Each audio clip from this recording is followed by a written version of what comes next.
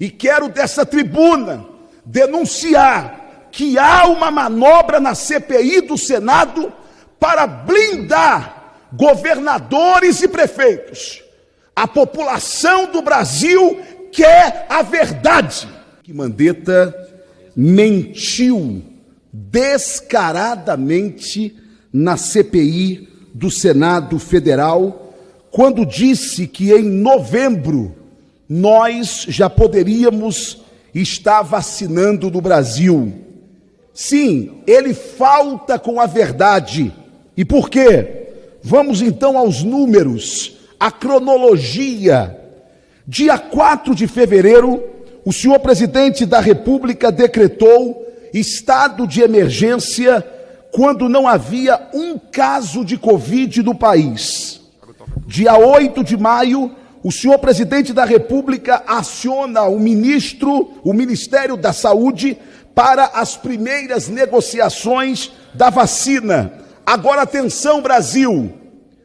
Como que no Brasil estaríamos vacinando em novembro, conforme mentiu Henrique Mandetta, se somente no dia 8 de dezembro do ano passado, a primeira vacinada no mundo foi uma britânica de 90 anos que tomou a vacina Pfizer.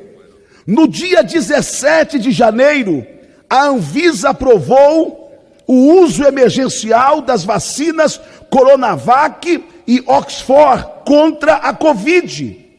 No dia 17 de janeiro, a enfermeira Mônica Calazans, de 54 anos, foi a primeira brasileira a ser vacinada em território nacional. No dia 19 de janeiro, o Ministério da Saúde divulgou nota afirmando que concluiu a distribuição do primeiro lote de vacinas para os 26 estados e Distrito Federal.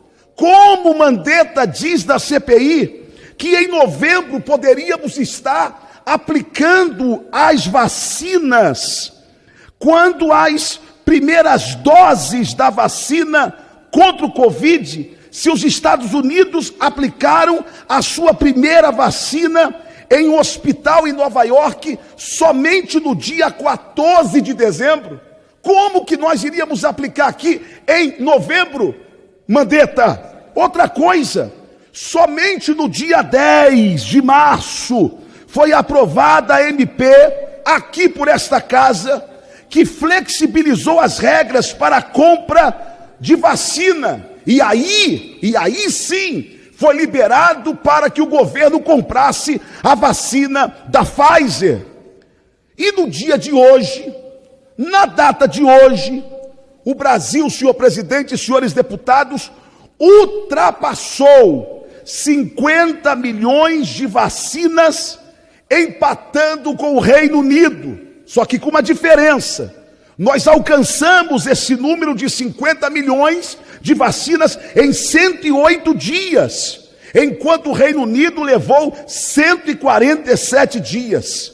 Se todas as vacinas liberadas pelo governo federal aos estados e aos municípios já tivessem sido aplicadas, seríamos o quarto país a mais vacinar no mundo.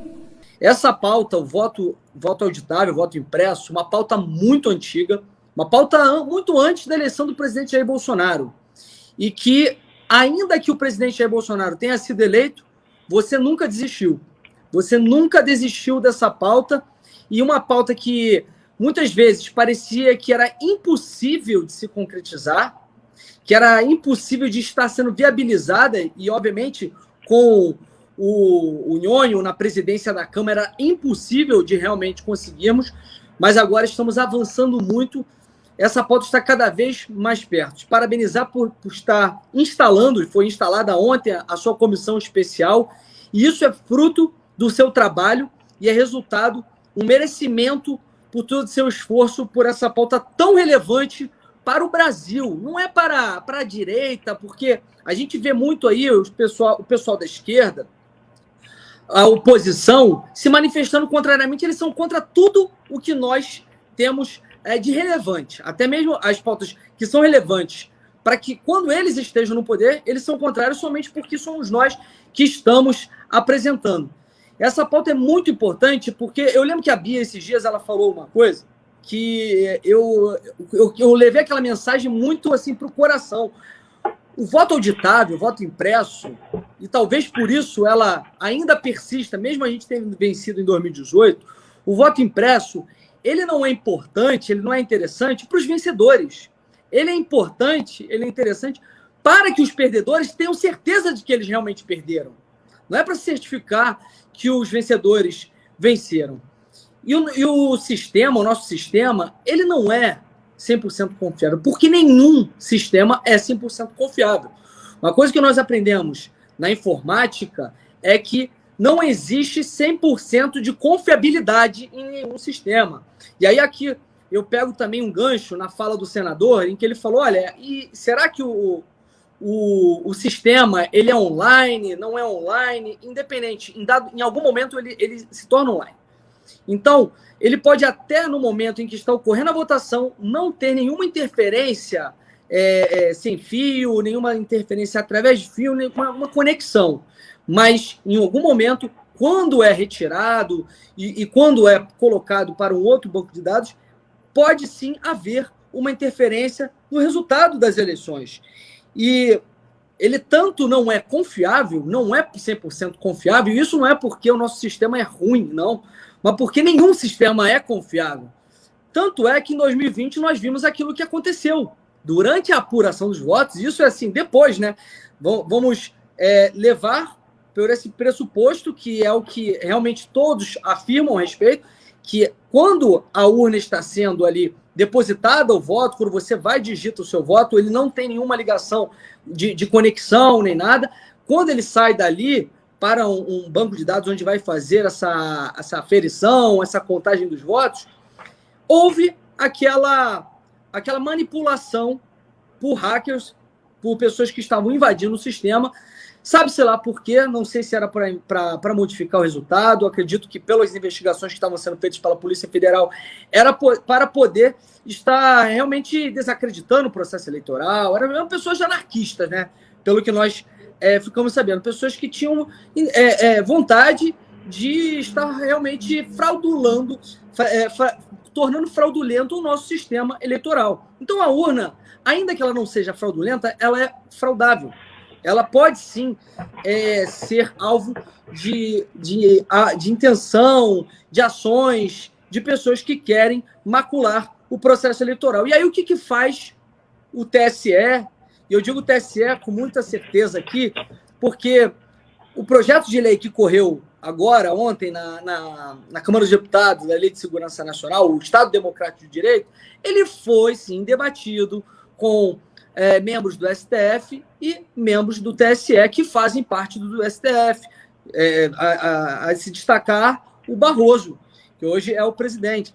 Ele participou ativamente na criação, na elaboração dessa legislação com a deputada Margarete, que foi relatora. O que eles fazem para poder estar sanando, né, esse problema da confiabilidade, da invasão de um processo eleitoral?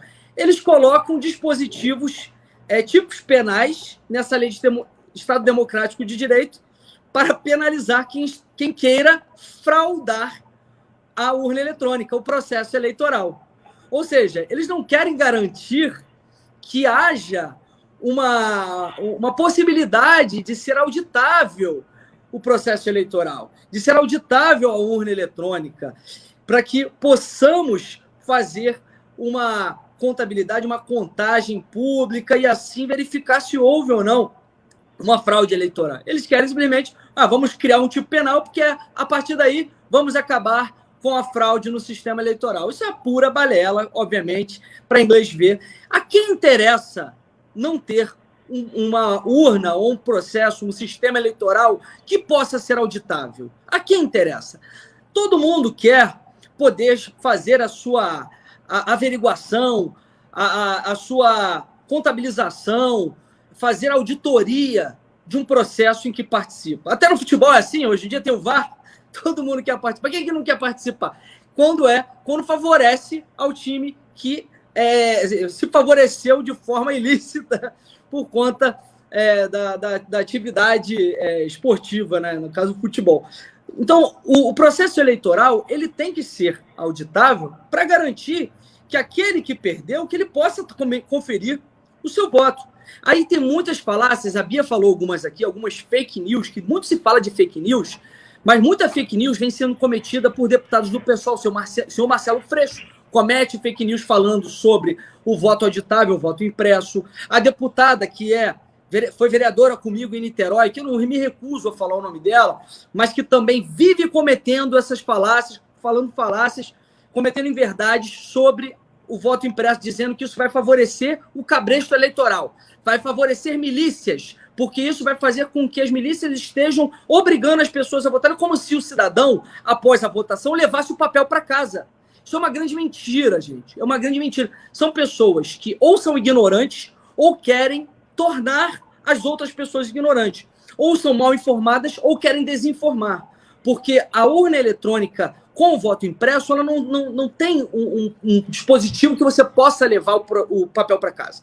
Você simplesmente digita o seu voto, tem uma urna de acrílico em que você vai conferir o teu papel com o nome da pessoa, o rosto da pessoa que você votou, se confere com o que você votou, e aí, após você confirmar, esse papel cai na urna de acrílico, e é aí que está a possibilidade de fazer a auditoria no futuro, posteriormente, após uma suspeita de fraude que pode ser questionada pelo eleitor, ou pelo candidato perdedor, até pelo candidato vencedor, talvez, não sei, mas a partir desse procedimento. Então, a pessoa não leva para casa uma grande falácia, uma grande mentira. E eu acho que esses eram os apontamentos que eu faria a respeito do voto impresso. Te agradeço aqui, Bia, e dizer que realmente você caminha muito bem com tanto a CCJ, mas agora com a instalação dessa comissão. É um grande avanço para a democracia no Brasil.